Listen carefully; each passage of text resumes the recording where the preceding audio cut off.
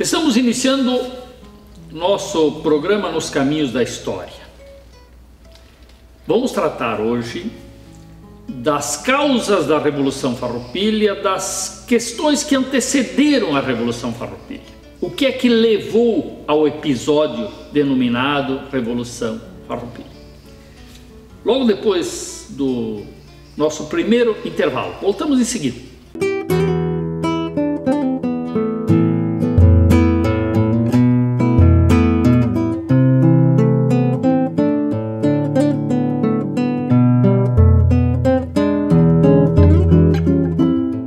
De volta nos caminhos da história. A Revolução Farroupilha é um episódio extremamente importante para o Brasil e, evidentemente, muito mais importante, sob o ponto de vista da história local, para o Rio Grande do Sul. Mas para que nós possamos bem entender este episódio, que eu vou chamar sempre de Revolução Farroupilha, mesmo que em alguns momentos os livros tratem de Guerra dos Farrapos, eu prefiro não falar em guerra, prefiro falar em revolução, fica mais simples, me parece. Para entender bem esse episódio, nós precisamos compreender assim um pouco dos seus antecedentes, do que é que aconteceu antes, porque senão vai dar a impressão que foi uma coisa que aconteceu sem uma causa, sem um motivo, sem um ambiente. E não é assim. Em termos de história, sempre há uma ambientação dos episódios que precisa ser entendida. O Brasil vivia um período de transição entre colônia de Portugal e o primeiro Império Brasileiro, ou seja, o Brasil independente. A independência do Brasil, que acontece em 1822, ela é um momento de consolidação de ideias e de aspectos políticos no território nacional, que tem uma influência muito grande de episódios externos. A Revolução Francesa e a independência dos Estados Unidos lá no final do século XVIII tinham desenvolvido e divulgado para o mundo um novo conceito de sociedade. Um conceito baseado num regime diferente, com a república sendo o modelo de gestão social, res pública, coisa de todos, em que os governantes eram eleitos e não mais assumiam cargos por hereditariedade. Ou seja, havia toda uma nova ideia de mundo, tá? Naquele, digamos assim, primeiro quarto do século XIX. E aqui no nosso Rio Grande, no sul da América do Sul, nós tínhamos uma série de interferências com os parceiros castelhanos. O Rio Grande do Sul faz divisa com Uruguai, com Argentina, e tinha também alguma influência do Paraguai, por certo não muita, mas da Argentina e do Uruguai havia uma influência muito grande, e com relação ao Uruguai, era quase que um território único por largo tempo. A Vacaria do Mar era uma região que abrangia Rio Grande do Sul e Uruguai, e havia muitos proprietários de terra que tinham terras no Rio Grande do Sul e também no Uruguai. E o Uruguai nessa época não era um país independente, o Uruguai era uma possessão da Espanha. Depois, quando a Argentina se torna independente, passa a ser uma possessão, uma ocupação de Buenos Aires.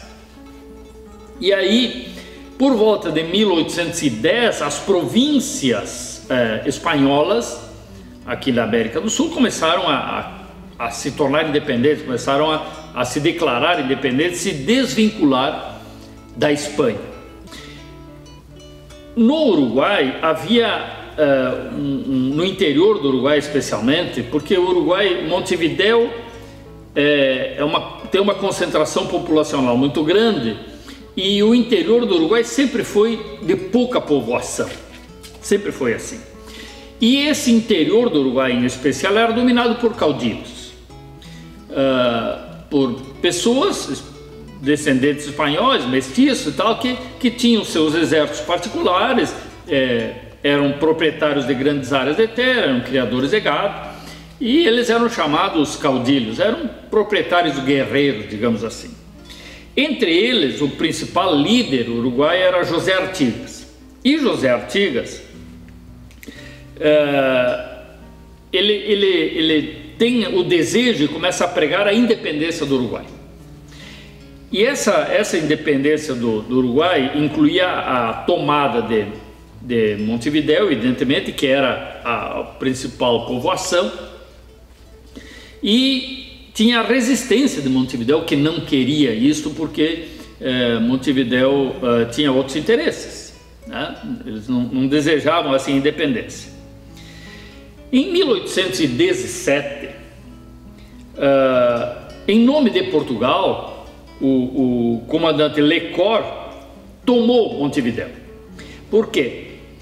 Havia uma série de interesses de ordem econômica que faziam que Portugal e depois o Brasil tinham assim, grande interesse, especialmente no gado que vivia na Pampa Uruguai. Então, em 1817, tropas portuguesas, o Brasil ainda era colônia, tomam Montevidéu. E em 1821, Dom Juan Duran, que era protegido de Lecor, que era o representante de Portugal nessa invasão de Montevidéu, cria o Estado Oriental como uma província brasileira e que leva o nome de província Cisplatina ou província da Cisplatina. Esta província, ela acaba sendo quase que um quarto território, né? Naquela união de Portugal, Brasil, Algarve e a Banda Oriental ou a província Cisplatina, no Uruguai. Essa ação dos portugueses acaba virando uma ação de brasileiros, porque logo depois, isso foi em 21, em 22 o Brasil se torna independente com a proclamação da independência por Dom Pedro I, lá no dia 7 de setembro de 1822. Mas esse desejo de independência do Uruguai, ele estava latente e havia uma série de movimentações, especialmente no interior do Uruguai. Até que um outro caudilho, Juan Antônio Lavaleja, em abril de 1825, reúne um grupo de seguidores, 33 orientales, 33 pessoas. Essa questão do número 33 é emblemática, mas não é o caso de nós tratarmos aqui, e acaba proclamando a independência do Uruguai, 1825, mas permanecia, proclamou a independência, mas não assumiu o Uruguai. E aí o Uruguai era uma dominação brasileira, era uma província brasileira, e aí vamos ter uma declaração de guerra, digamos assim, da Argentina em relação ao Brasil, porque o Brasil não aceita essa independência do Uruguai, evidente, e a Argentina queria retomar o Uruguai. Havia dois interesses aí. E aí nós vamos ter a Guerra da Cisplatina, que começa em janeiro de 1826. Guerra do Cisplatina. Essa guerra ela teve uma série de escaramuças, de encontros militares e tal, mas o episódio mais importante, episódio marcante sob todos os pontos de vista, foi a Batalha do Passo do Rosário. Também chamada Batalha do Ituizangó, que aconteceu no dia 20 de fevereiro de 1827, e foi, até aquele momento na história, o maior encontro de exércitos beligerantes das Américas. Havia lá em torno de 11 a 12 mil homens das tropas brasileiras e em torno de 8 a 9 mil homens de tropas castelhanas, argentinas e um tanto de uruguaias. O Brasil, as tropas brasileiras eram comandadas pelo Marquês de Barbacena e contava nessas tropas de muitos militares gaúchos, que são depois os protagonistas da Revolução Farroupilha. Bento Gonçalves estava naquela batalha, Davi Canabarro estava naquela batalha, Antônio de Souza Neto estava naquela batalha, ou seja, havia a participação de gaúchos naquela batalha, no Passo do Rosário, nas margens do Rio Santa Maria. Hoje é território do município de Rosário do Sul, aquele local. Nessa batalha, por uma série de erros cometidos pelo Marquês de Barbacena, erros de ordem estratégica, militar, os castelhanos romperam as defesas brasileiras, avançaram com sua cavalaria e impuseram uma derrota aos brasileiros, mesmo que os castelhanos tivessem menos soldados. Naquela batalha morreram em torno de 500 castelhanos e em torno de 1000 brasileiros. E aí as tropas de Barbacena recuam, retrocedem em direção de Bagé, né? Estando lá no Rosário em direção de Bagé, onde eles estavam estacionados antes, e as tropas argentinas não perseguem as tropas brasileiras. Eles também acabam por retroceder um pouco e não avançam. Digamos assim, no jargão militar, eles não destroem o inimigo. Eles só causam baixas, só machucam o inimigo, e o inimigo foge e eles deixam fugir. Evidentemente que depois dessa batalha, aí se iniciam as tratativas de paz entre Brasil e Argentina, e essas tratativas acabam por resultar na independência do Uruguai. Então, depois da Batalha do Passo Rosário, aí lá em 1828, por acordo, Brasil e Argentina deram independência à República Oriental do Uruguai e deixa, portanto, de ser uma província brasileira. Havia, além dessa questão que ficou mal resolvida aqui entre os militares gaúchos e essa representação brasileira, com Conde de Barbacena, a acusação de que perderam o Uruguai por má condução, havia também um descontentamento por conta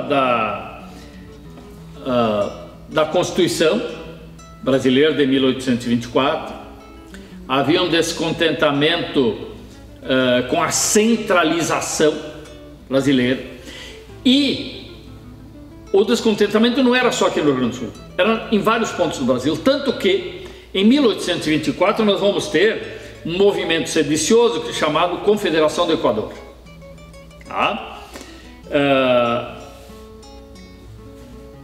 Isso em Pernambuco.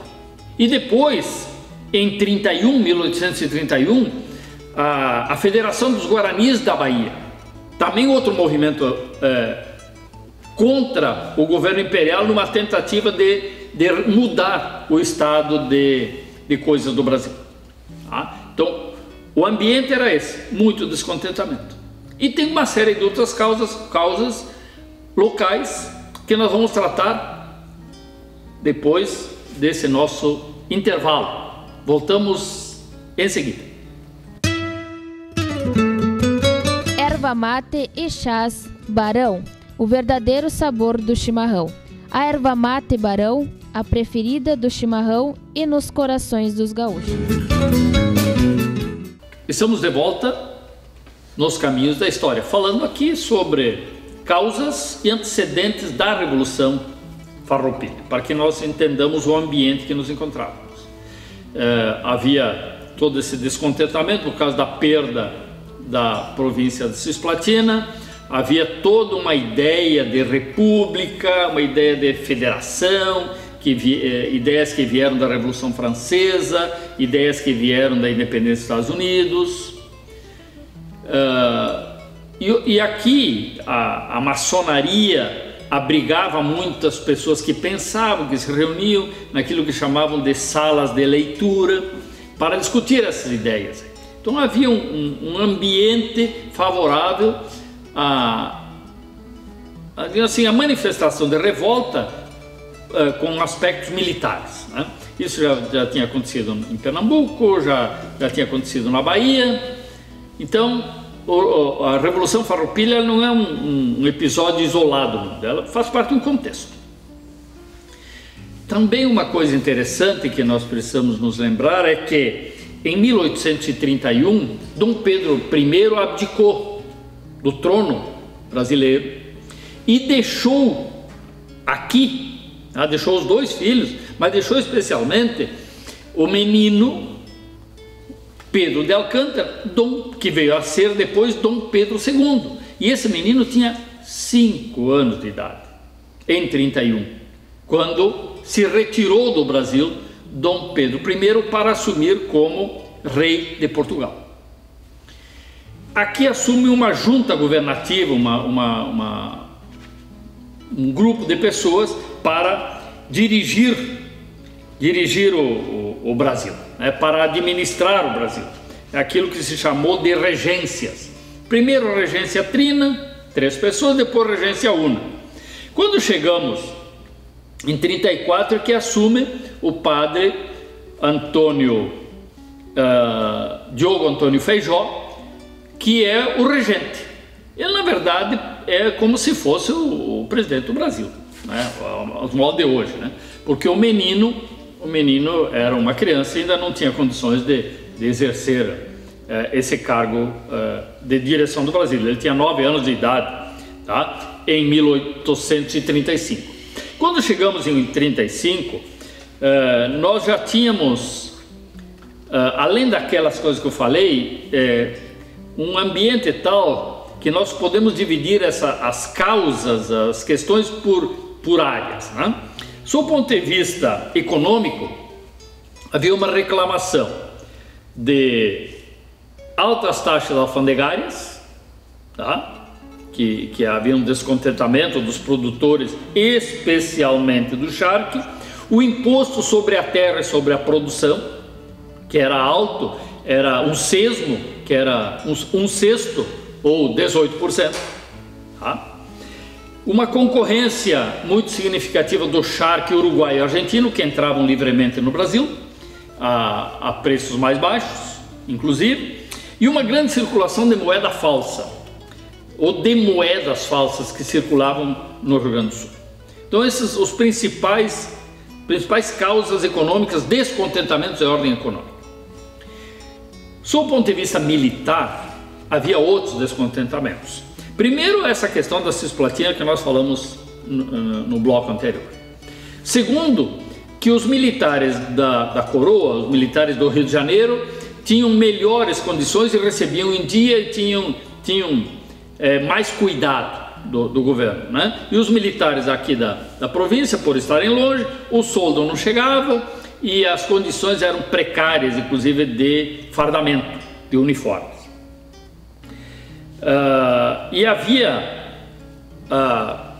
digamos assim, um espírito militarista do povo gaúcho, que é um espírito antigo.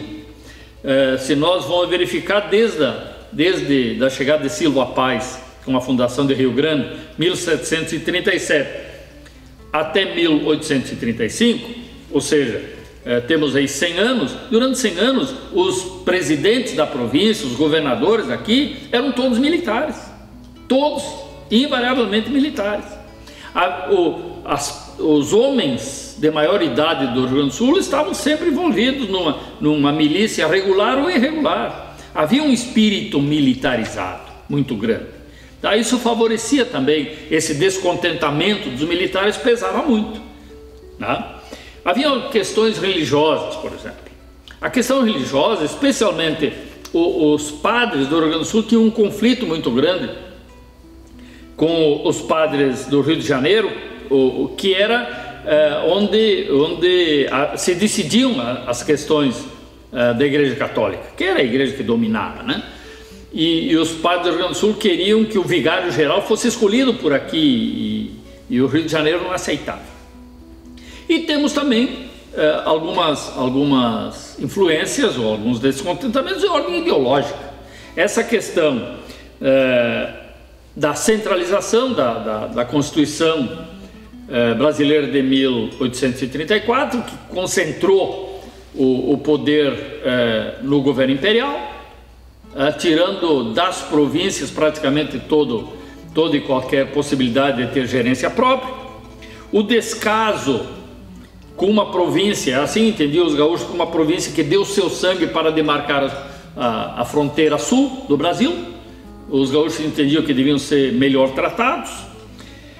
A imposição de governador aqui, ou de presidente aqui da província, sem consulta aos gaúchos, né? Vinha alguém do Rio de Janeiro, de outro lugar, para ser aqui o comandante político, e os gaúchos não aceitavam essa questão. Tá? E as ideias republicanas. As ideias republicanas eram muito fortes. Aí nós temos que entender também que essas ideias republicanas não necessariamente eram unanimidade. Havia dois grupos dentro dos influentes, das pessoas que detinham poder aqui no Rio Grande do Sul. Um grupo que era chamado de maioria, que era o grupo de Bento Gonçalves, que era um grupo que era republicano, que era um grupo que efetivamente tinha conceitos republicanos e desejava que o Brasil se transformasse em república. E o grupo da minoria, Davi Canabaro, por exemplo, era do grupo da minoria, que não defendiam que continuasse sendo império, só queriam mais atenção aqui. O Rio Grande do Sul não tinha estradas nessa época, não tinha escolas, não tinha pontes. Realmente havia um descontentamento. E uma questão interessante da gente tentar entender, assim, o Rio Grande do Sul, ele tem um período que antecede 1737, quando foi fundado o Rio Grande, que é um período de terra de ninguém. Havia aí os gaudérios, os gaúchos, se quiserem, o nome, tanto faz, né? Ou guascas, que caçavam gado, levavam gado para a Colônia Sacramento, para Montevidéu, e era um território de ninguém, a terra não pertencia a ninguém, o gado não pertencia a ninguém, era de quem chegasse. Aí depois, a partir ali do início do século XVIII, começam a distribuição de sesmarias, a ocupação da terra, esses gaúchos acabam ou virando peões, ou virando soldados, ou sendo presos, sendo mortos. E de qualquer forma, entre 1737 e 1835 decorrem 100 anos, ou seja, 3 gerações somente, mas 3 gerações que deram o suficiente para a sociedade gaúcha se entender de maioridade. Eu faço uma espécie de brincadeira dizendo o seguinte: quando chegou 1835, o Rio Grande, tipo o rapaz que atinge os 18 anos de idade e diz assim: "Ô pai, eu não concordo mais com isso aí, eu quero diferente, nós temos que fazer diferente." Aí o pai diz: "Não, mas sempre foi feito assim, então estou indo." E vai, né? Sem experiência, sem condições, às vezes, sem estrutura, e vai e depois volta pedindo um dinheirinho para a mãe, pedindo achego, pedindo cama de novo, e assim por diante. De alguma forma foi isso que aconteceu com o Rio Grande do Sul também. Mas nós não podemos esquecer que por trás daquilo que se fala muito que são causas de ordem econômica, que realmente tiveram muito peso, tá? Tem toda uma outra questão, que é a questão do exercício do poder. O poder, de alguma forma, ele é exercido por quem detém ou o domínio econômico, ou o domínio da força, domínio militar, ou o domínio da influência, que consegue influenciar os outros, ser influente nos outros, diante dos outros, ou o domínio do conhecimento. Tá? Quer dizer, quem conhece acaba mandando mais. Quem detém a informação tem poder. E de alguma forma essas 4 manifestações de poder, né? O da influência, que é o político, do conhecimento, da força, que é do exército, e o domínio econômico, essas 4 manifestações de poder estavam no mesmo grupo de pessoas. Eles eram militares, eles eram estancieiros, eles eram donos das charqueadas, eles eram charqueadores, eles eram os políticos e eles eram quem estudava. Eles é que sabiam ler, escrever e ler os manifestos e os livros europeus que tratavam da questão da República. Portanto, só quem podia fazer a revolução eram essas pessoas mesmo, e foram as que fizeram a revolução. E essa é uma revolução que eclode aqui no Rio Grande no rastro, né, de outras revoluções. Por exemplo, a cabanagem no Pará em 1835, nós já falamos da Confederação do Equador e da Federação de Guaranis, né, em Pernambuco e na Bahia. Aí a cabanagem no Pará em 1835, a sabinada na Bahia em 37, a balaiada no Maranhão em 38 e a praieira aí mais tarde em 48 em Pernambuco. Ou seja, a Revolução Farroupilha faz parte de um contexto de manifestações revolucionárias com o intuito de se contrapor ao modelo de governo, ao regime de governo brasileiro. Se nós tomarmos a Revolução Farroupilha como uma coisa isolada, independente, nós não vamos, com certeza, entendê-la na dimensão que devemos entender. Portanto, a Revolução Farroupilha, ela é causa de algumas coisas, mas é, acima de tudo, a consequência de uma série de episódios que aconteceram e de um contexto mundial e brasileiro, e que resulta na mais importante e mais longa revolta do Brasil. Foram quase 10 anos de revolução. Nos próximos episódios, nas nossas próximas aulas, trataremos da revolução em si, de como ela aconteceu, episódios mais importantes, de algumas figuras mais importantes, tá? Mas isso para a próxima aula. Por hoje ficamos aqui com esses antecedentes e estas coisas que nós chamamos de causas da Revolução Farroupilha. Voltamos no próximo programa. Obrigado pela companhia.